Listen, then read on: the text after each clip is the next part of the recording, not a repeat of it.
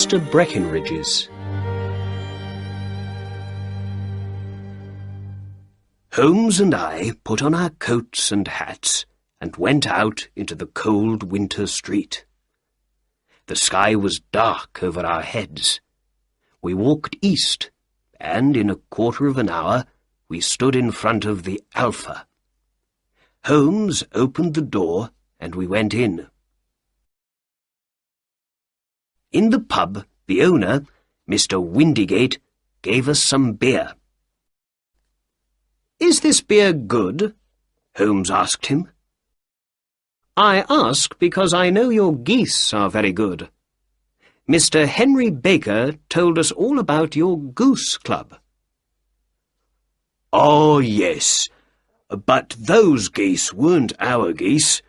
They came from a man with a little shop in Covent Garden. Breckenridge is his name." "Thank you, my good man," said Holmes.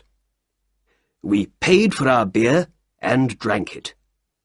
Then we walked out of the warm pub and into the cold night again. "Now for Covent Garden," said Holmes, and we walked down the street past the British Museum. "Remember, Watson, it all began with a goose, but it finishes with 7 years in prison for young Mr. Horner. Perhaps we can learn more about this interesting case in Mr. Breckenridge's shop." We walked south and soon came to Mr. Breckenridge's shop. Breckenridge and a boy were at the door. It was nearly time to close for the night. "Good evening. It's a cold night," said Holmes. "How can I help you?" asked Breckenridge. Holmes looked at the empty shop window.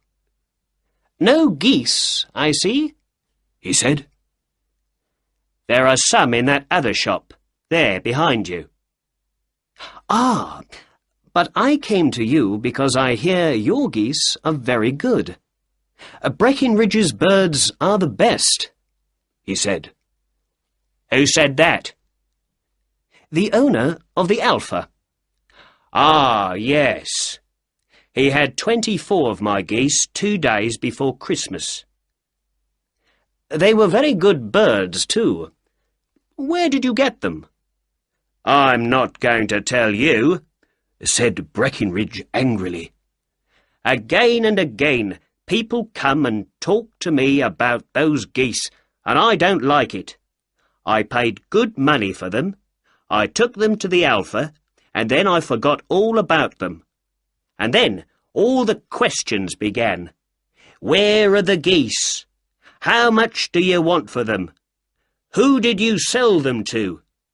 Why are people interested in them? I don't know. They aren't the only geese in London, you know." "I know," said Holmes. "But who asked you all those questions before? Not me. I had nothing to do with that, you know. But now I need your help. We ate a goose at the Alpha, and I say it was a country goose.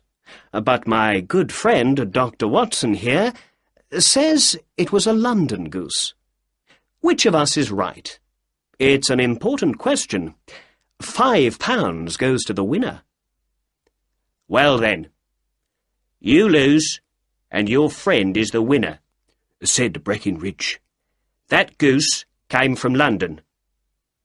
"I can't believe that," said Holmes. £1 says I'm right." "Very well," said Holmes, and he took out £1. "I'm ready to pay, but I know you're going to lose your money." Breckenridge laughed. "Bring me the books, Bill," he said. The boy brought 2 books to him. Breckenridge opened the little one. "This is my address book," he said. "When people sell their geese to me, their addresses go in here. Country people on the left and town people on the right. The numbers after every name are page numbers in my big book. Read out the third name on the right, said Breckinridge. Mrs. Oakshott, 117, Brixton Road, number 249, read Holmes. Then Breckinridge opened the big book. And this is my in and out book, he said. Let's look at page 249. Here we are. Mrs. Oakshott. What can you see for December the 22nd? 24 geese, from Mrs. O, read Holmes, all 24 to Mr. Windigate at the Alpha. There. What do you say now? Said Breckinridge. Holmes put his pound into Breckinridge's hand angrily.